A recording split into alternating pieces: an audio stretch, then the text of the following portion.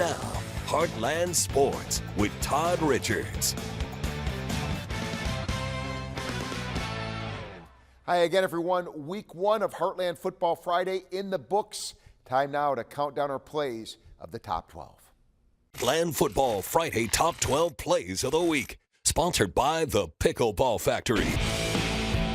We come out throwing in round number 2, Fredericktown against Saxony Lutheran. Watch the Black Cats with the pass to Mason Proffer in play number 6 in the New Madrid County Central Jamboree.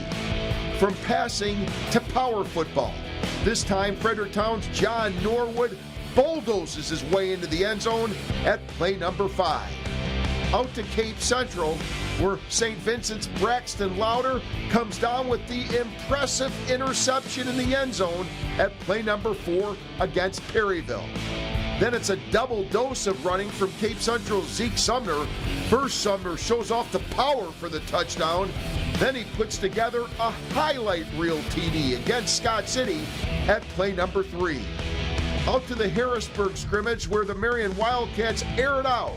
Callahan Roper to Sam Adkins for the long touchdown at play number 2. But 2 for the price of 1 to finish things off.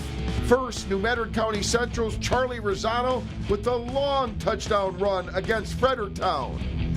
Then it's Eagles teammate Malachi Hughes flashing his game-breaking skills at number 1 in our Heartland Football Friday Countdown.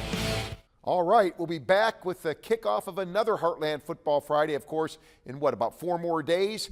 Southeast Missouri, Southern Illinois, it'll be the start of the regular season. Cardinals